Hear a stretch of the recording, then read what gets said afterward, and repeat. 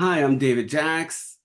This is the Trauma Recovery Summit, How to Heal from Child, Narcissistic, and Psychiatric Abuse and Ancestral and Cultural Trauma to discover a new level of personal freedom, inner peace, and joy.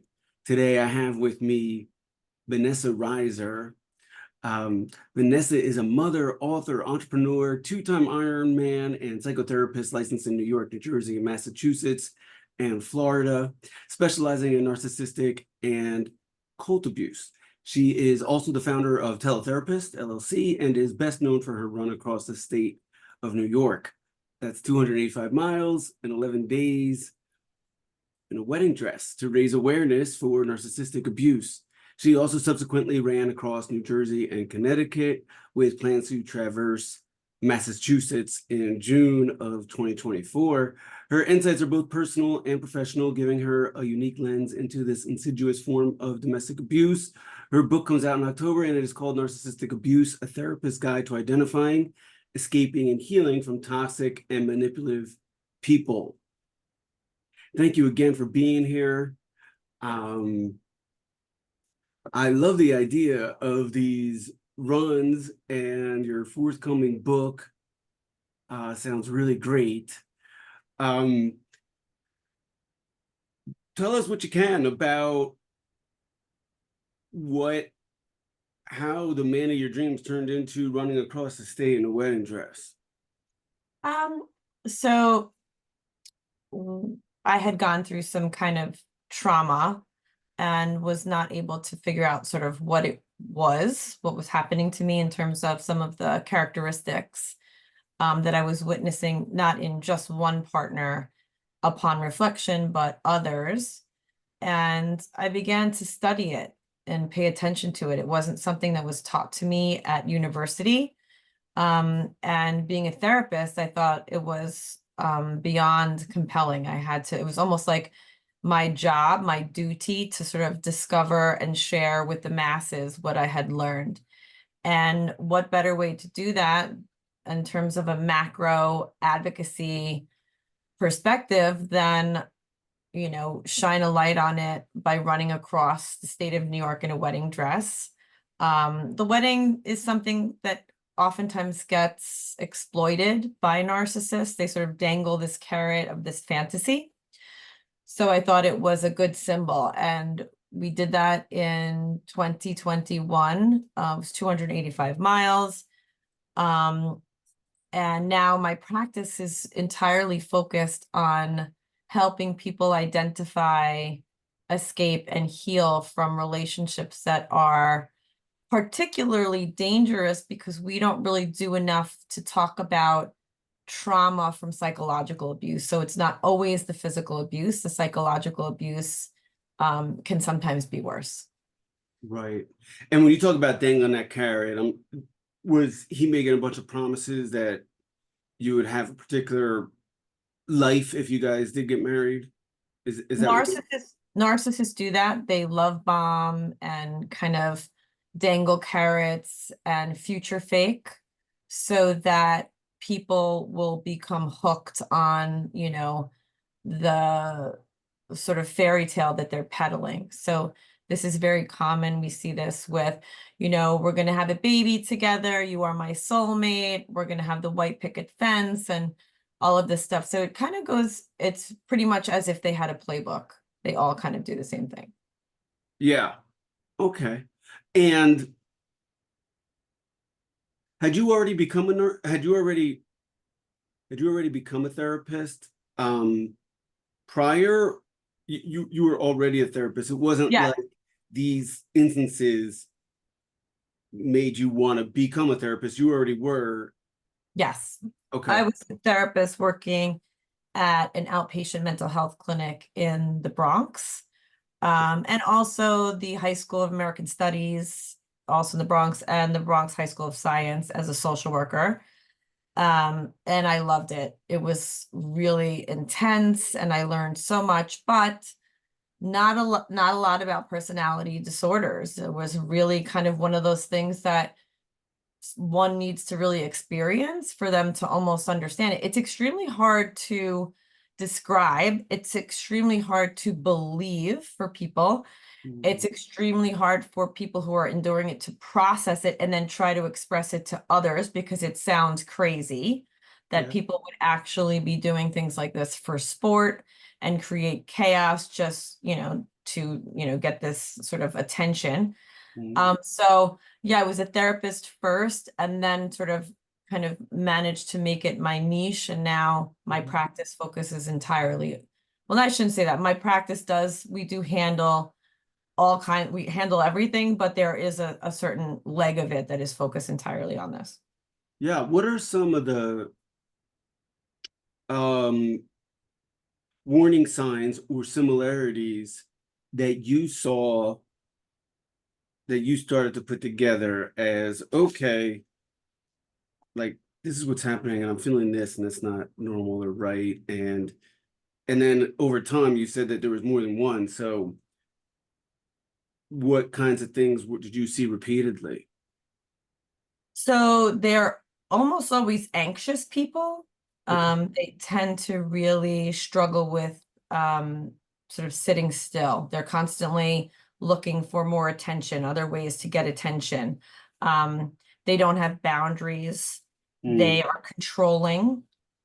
So these are people that we see this with cult leaders a lot. They kind of manipulate the scenario to where you're rather isolated from information. They kind of put blinders on you so that you're focused entirely on them.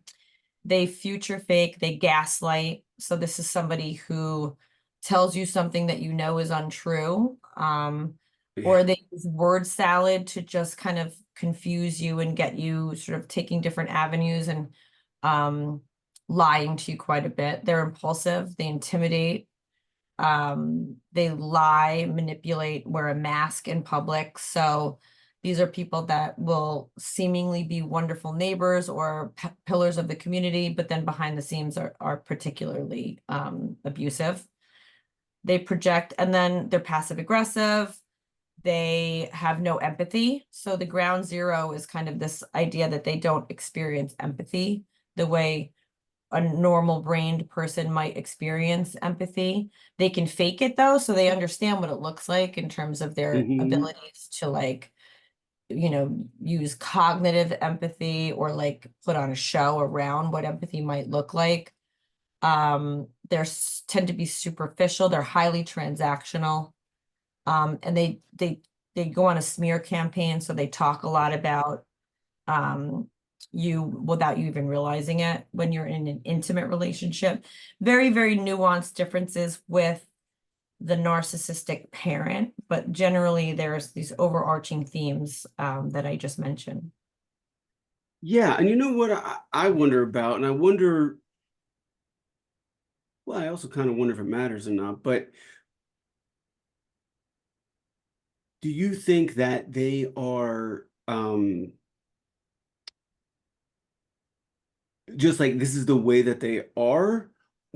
Or do you, like, for example, do you think that they plan and strategize, or they just are this way? And so they do these things because they are this way? Or do you think that, they're actually calculating and creating this strategy?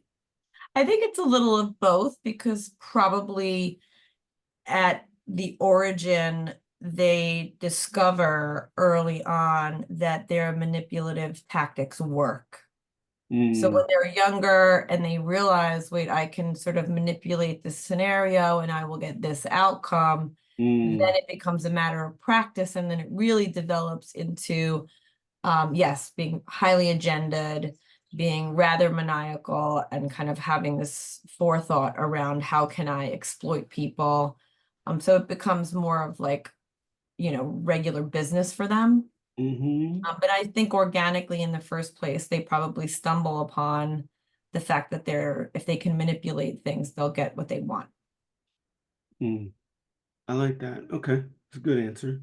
I Yeah, that's something that I always wonder, and I've heard people see it from both sides, or it's just something that I've wondered about myself. Mhm. Um, hmm, okay. And so um, what do you think makes a person, if anything? So if what part, like what was your role in it, if any? Like what do you think made you um attract men like this, or do you think it had nothing to do with you? I don't think that the narcissist or the sociopath or the psychopath have a type per se. Okay. I know this is a kind of a theory some people have that they could target codependents or people pleasers or approval seekers. I think they cast out a lot of lines. And I think that whomever bites, if your boundaries are not in place, if you're not savvy to some of their behaviors, then you'll fall for it. And I certainly was not savvy. There wasn't anybody telling me at an early age that psychopaths were all around me. I didn't realize that this was so prevalent. And also it's hard to tell that to little children, like, hey, this is like a scary world and Yeah. all of that. So I don't think that they have a type per se. I really think that not having boundaries is what lets them in. Okay. Yeah. Yeah. What year was the original run? And 2021, we did the first run okay, across New York, then we did Jersey in 2022, Connecticut 23, and then this week I'll do Massachusetts. cool. Um, do other people run with you in these runs? Like tell me about these events.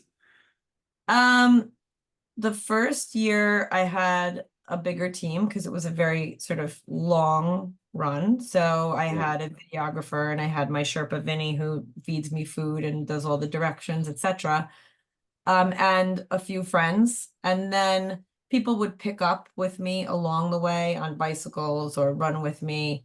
Some people would stop and give me gifts, and it was really actually extremely emotional. Some people with balloons and signs, and it was really, really an interesting and special experience. And then now usually I have just one of my Ironman friends comes to hang out with me because they're not super long now. I'm getting older, I'm getting tired. I'm like, Yeah. okay. The New York one was definitely, a big undertaking, but now we're trying Yeah. to do these smaller states to kind of keep it going. But I'm just exhausted. So if anybody wants to take over and I can pass the baton and you are crazy enough to run in a wedding dress, by all means. But yeah, apparently I'm the only one crazy enough. So that's why I do this solo. All right. So you will be donning the wedding dress in Yeah. Massachusetts. Okay. All right, cool. Um, yeah, that's so funny. It's clever. I like it. Okay. Um, did you document it? The New York one? Is there a documentary or Well, we sort of chronicled it through my videographer. She did a good amount. And then there was a documentary made called Empathy Not Included. It's still in the works. okay. And that was about New York, but a lot about New Jersey too. So that was really awesome. Mark Vicente did that And that's documentary. called He's still working on it. okay, It's so called Empathy Not Included. that's in the works. Yep, they're working on that now. Do you have an idea of when that might complete? I thought it was going to be this year, but I think they're still kind of pitching it, so it may take a little longer. Okay. All right, cool. And how do you tie in? So I want to hear you explain it, but this really is fascinating. You're the first person that I heard tie, the narcissist boyfriend, husband, or whatever to the cult leader.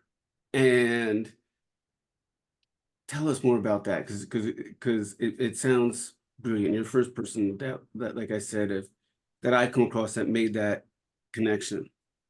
Every single cult is led by a narcissist, a sociopath, or a psychopath. So these are people who have the same characteristics in terms of the mind control component. They're trying to get minions, they're trying to get attention, they want to be the leader. Some of them have very, very delusional, grandiose ideas around like taking over the world. We saw this with Keith Raniere and the Nexium cult, where, you know, he was going to have this harem of women and they were going to, you know, take over the White House. I mean, really sort of delusional, crazed thoughts. And what they do is they will exploit people to do their dirty work, and give them this coveted supply or attention in the process. So they don't have many, there aren't many differences. There are no differences, really. It's just you're either in a cult of one, a cult of a few, or a cult of many. We saw Jonestown was a really large cult. And then we saw with the Stolen Youth cult in New York, there were only like a gaggle of people, we'll say, maybe like, you know, a handful or two of people. And then you see this happening in some family systems with a particularly abusive leader in the family. Could be mother. There are a lot of children of the narcissistic mother that I get in my practice, and that family system is rather toxic because mother manipulates, she triangulates the children against each other, she has the golden child, and it's the same thing in a cult of one, a cult of a few, or a cult of many. The idea being that there's an abusive leader. Yeah. Yeah, it was the dad in my house. But okay, the Stolen Youth sounds interesting. I had not heard of that before. Is there any books or movies on that? There is I believe it's Netflix. I'm not sure if it's Netflix, it could be Hulu, but there is a show that talks about the Stolen Youth cult, where the leader Larry manipulates a group of young people going attending Sarah Lawrence, which is a college in New York. And interestingly enough, the Nexium cult was also in New York. And you have to ask yourself, is there something in the fucking water? Like, what's going on here? But that's just what's up. Those cults are really, really interesting because they're very recent. And they include the cult leader actually getting sentenced. So we don't see this a lot with narcissists. They tend to be sneaky and squiggle their way through. Right. But the cult leader, because they're manipulating people in mass numbers, tend to find themselves in trouble with the law because there are more people whistleblowing about it. Yeah. But the Stolen Youth cult is interesting in that it is very recent. Yeah, like I find Jonestown blew me away when I learned about that in school, right? Like I thought Jonestown was probably like one of the most fascinating. That was one of the most times I remember, like in school, something that really made me want to pay attention. You know, I thought it was fascinating, and then also David Koresh. You know, and I get what you're saying because in watching that documentary, the one with the guy that was on Friday Night Lights, he did a great job. But you could see it, the magnetic, charismatic personality that initially attracts people, and then it kind of escalates. Yeah, there's always this like charismatic leader. You know, we see this. The good news when you see this on a macro scale with like a Hitler is that there are a lot of them that are very overt, that are not very charismatic, and that's a good thing. Thank God. Oh, because they get less followers. Because yeah, if you're really charismatic, it's even more dangerous in some ways. So Yeah. some of them don't need to be, but I feel like it would be worse if they were, because they could get more people to believe them. But they tend to, in some cases, be rather overt and kind of like bold with it and braggadocious.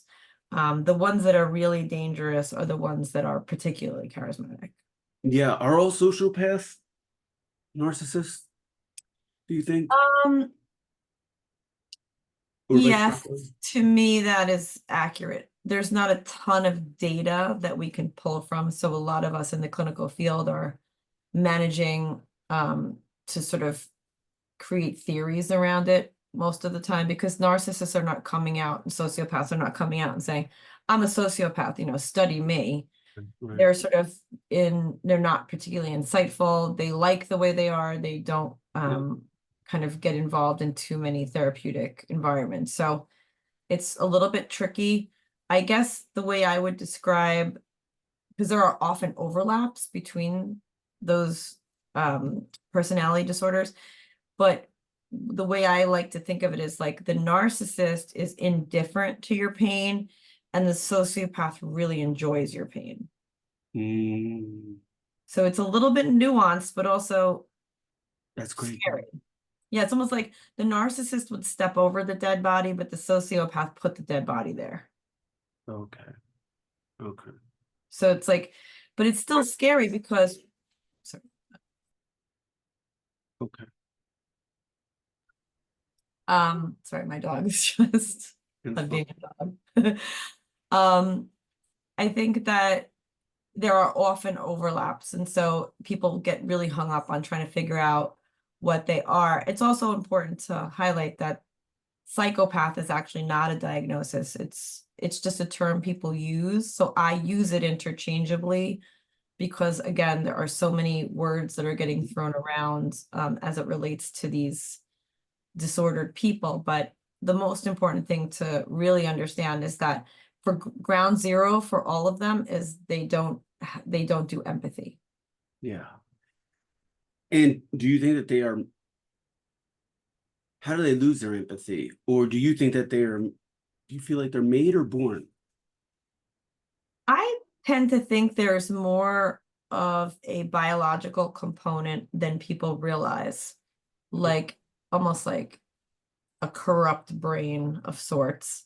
Mm. And then I think in certain environments, it makes it worse. It's almost like you're adding water to iced tea mix or something. It's there, but it's not really going to be in its full, form until this occurs. So some of those additives might include abuse or an overdoting parent so that they have this inflated Mm. ego. Mm. But I tend to think a little bit more Freudian in that these people at a very young age are, kind of like a walking id, a walking ego, and they don't really develop much from that stage.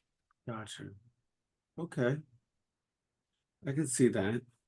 Um, how do you, I know you mentioned sort of anxious and can't sit still, but so many of us have anxiety. Um, what are like if I'm dating a woman or if a woman's dating a man, what are some signs to look out for? What are some things that like if someone does this, then run? Or, if someone does this, you know, look for that kind of thing. Like, how could we, how do we date safely, right? Because, it seems like, right?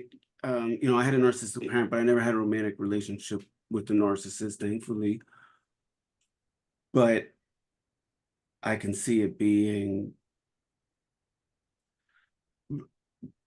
I could see you being too in deep, like getting too in deep before you realize kind of thing. And how can we catch it though? Yeah, it's tricky. The one thing I will say 100% that they do not like is when you are autonomous. So if you have a sense of self and your boundaries are strong and you stay very rooted in your interpersonal relationships, your passions, your inspirations, your work, your family, your friends, if you don't move away from that and you stay really sturdy, they are allergic to that. They will move on to somebody else that they can manipulate. So Mhm. just want to say that first and foremost. And then, yes, we can talk about some of the things to look for.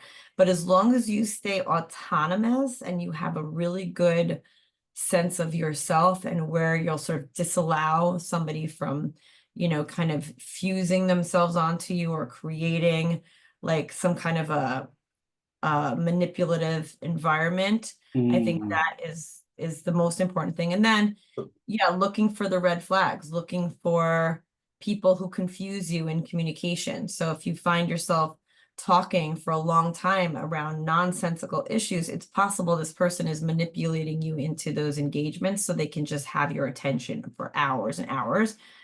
Passive aggression is a really big one. These are people that are not good communicators, and they will sort of punish you with jabs and sarcasm. At silent treatment, somebody who disappears to give you punishment. Somebody who, Mhm. Sorry, because a lot of people do silent treatment. And I just want to touch on that because I think a lot of people also that are normal do silent treatment. When I say normal, I mean they may not fall into the narcissistic category, but it is sort of like a what am I gonna say? It seems like a very dysfunctional way to be in a relationship, or a dysfunctional way to fight or argue, yet it still is, unfortunately, like a common practice. And so what do you say to somebody that you're dating and maybe you have a disagreement and they do give you the silent treatment? Do you how would you handle that, or how would you address that, knowing what you know now? You're dating someone, you like them, they're cool, but you get in an argument and they just don't, and they just disappear for 48 hours. And then they come back. What are you doing? I probably would not be engaging too much with that person, because as I mentioned, I will disallow those kinds of things at this point in my life. And I would suggest that people really, pay close attention to the cycle, right? So if, let's say, something like this happens, it could happen. It could happen. But is it a pattern? Are we seeing this happen time and time again? Because what happens with a narcissist and with a cult leader is there's the cycle of abuse, which includes the makeup session or the love bombing, and then there's the tension building, right? And then there's the fallout, and it goes in a cycle. And what happens if you're in the cycle of abuse, and it's really important to understand, is that you develop a trauma bond because you're looking for this person to fix it again. Every time you go through the makeup phase, you're like, okay, I just want everything to be okay. Almost like a drug addiction. I remember when I was going through this process, I actually shook for like 9 days. I was having like withdrawals because the love bombing and the cycle of abuse was so rapid that I really, really struggled with sort of like becoming unattached. And so that trauma bond is real. And that's why it's so important for people to really understand how psychological abuse is a trauma. It is extremely traumatic. Most of the people who have a physical assault that come into my practice, because all of my clients are dealing with domestic violence, but when they come in, they always say that they were hit, if they were, by an abuser, but that the psychological abuse was far worse than even that acute trauma of the, physical altercation. So that kind of spinning of a cycle, that pattern is what we want to look for. So if somebody, you give the silent treatment and you address it and say, I'm really uncomfortable with how you disappeared, and they seem to be in earnest apologetic, and then they work to sort of manage that behavior, great. If not, and you see this happening as a matter of like pattern, that is a huge red flag. Okay.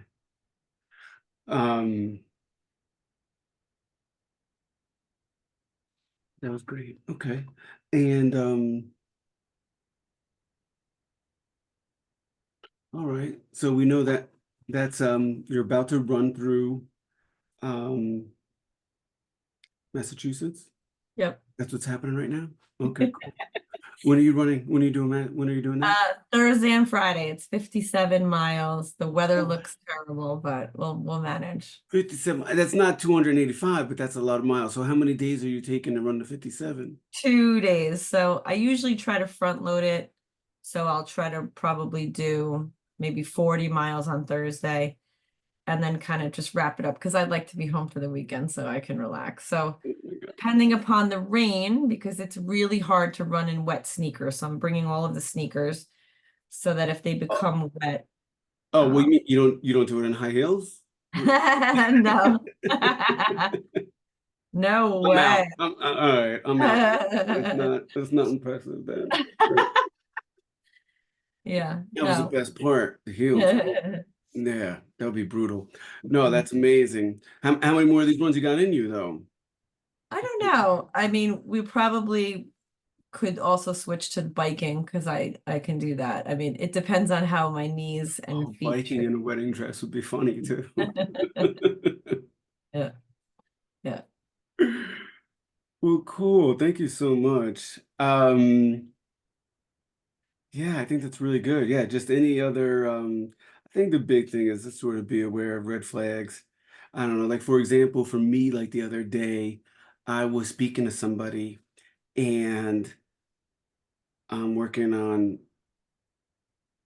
a project that they knew about, and they said, "Oh, I did XYZ for you." And for example, and I don't know, I'm going to try to make this make sense because I don't want to give away the story too much.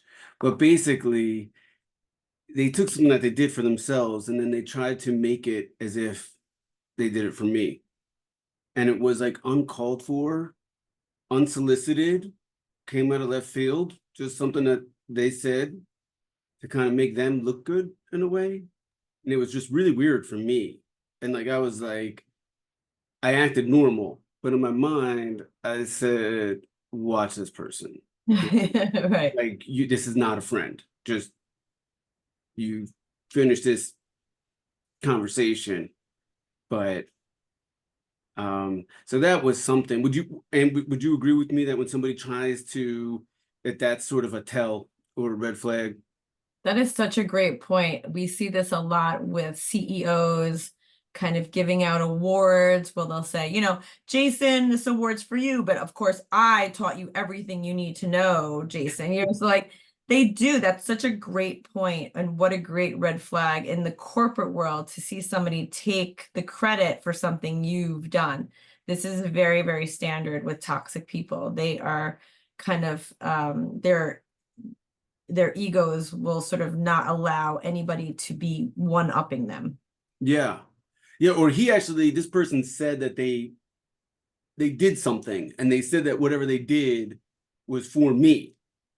But whatever Hmm. they did was for them, Hmm. but it could have been applied to me or I could have benefited from it. They were trying to apply it to me to make it look like it was for me when it had nothing to do with me. Hmm. Yeah. So that probably felt like kind of cringy for you. Well, yeah, it just felt like I took that as this is narcissistic like trait or behavior because And it felt it, manipulative. yeah, it felt manipulative. They're trying to tell like what they did. I can see the relation between that and like what I'm working on or what I'm doing, but I didn't ask for their help and they did that for their own self. And now Hmm. they're trying to make me believe that it was for me. Hmm. That's the manipulation piece. This person is acting like something that happened. They're kind of creating meaning to it that didn't. They're making stuff up. It's manipulative. Yeah, they're taking Yeah. credit, sure, but this was a little bit different. This was, oh, I did this for you, but it wasn't. It wasn't for me. You know. Yeah. I think maybe also to create a narrative, you know, that's what they do. They like to create a narrative, whatever that desired narrative is in their mind. Yeah, yeah, and I also think that you can also see the cult in many social circles. I would imagine, because I'm thinking of a narcissist that I know, and then they have a bunch of friends, and it feels like um I don't know, like I had a situation where I was friends with someone that was a narcissist and they had a bunch of friends and a lot of them had similar traits, but they didn't know Um, it was just weird for me. It was like the friend group was almost like a fan club, if that makes sense. Yeah, it's Or always and, transactional. and like everybody in the group, I could kind of feel the codependence of everyone in the group. Right. Like it felt like this person feels like a little mini, like they have their little mini mob. Yeah, like a cult. Yeah. But yeah, it might be 5 or 6 people. It's not always like That's right. they're not all gonna be David Koresh. That's right. It's so important for people to understand this, I think, because we tend to victim blame a lot, but a lot of really decent, good, smart, intelligent, beautiful, powerful creatures get manipulated. Yeah. And we see this in politics, we see this in churches, we see this in certain social systems, but it's important to identify it and teach our youth about it and how to protect themselves from, toxic and manipulative people. Yeah, right. Yeah. In this friend group that I was a part of at one time, I just remembered but it was really interesting. They would all make fun of the girlfriends and the ex-girlfriends about how crazy they were of this person that was a narcissist. And then over time I was like, oh wow. Like this is the reaction of them having dated him. And they're like mocking her and calling her psycho and everything. And I don't know what she had going on in the beginning, but she was way worsened by this person, and now they're making fun of her for her being psychotic when it was the psychosis of the boyfriend that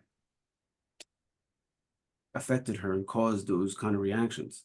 Yeah, it's unfortunate. I see that all day in my practice. It's really hard because people, as I mentioned, end up with a trauma and they try to explain what's happened to them to others, and people don't believe them.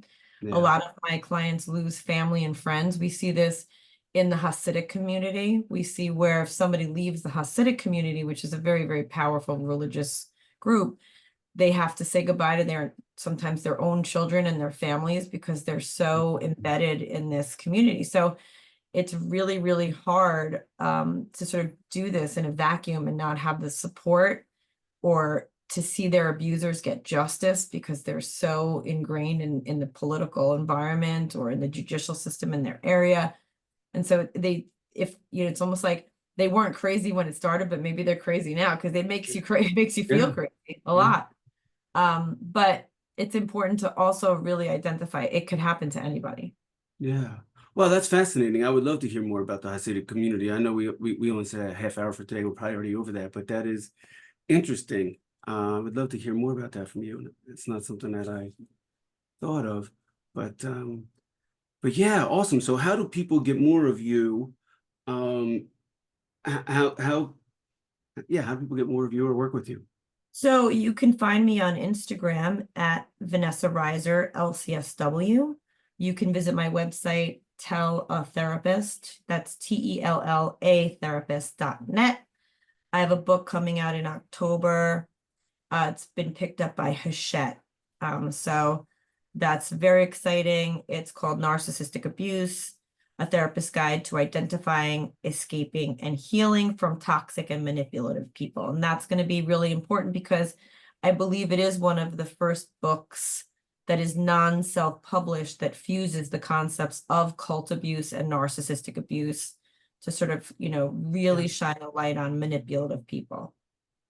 I love it. Yeah, thank you, and brilliant for tying those two things together. Like I said, because everyone's all on narcissists, but you're the only one I've come across that kind of tied narcissism to the cults, and you could really, when you see about it and talk to you and think about it, you could really see it. So thank you for putting those two things together for everybody and for all that you do. Thank you. Thank you so much. And yeah, and just continued success. You're awesome. Thank you for being a part of this. Thank you. All right, everybody. That's it for today with Vanessa Reiser. We'll see you next time on the Trauma Recovery Summit. Thank you so much.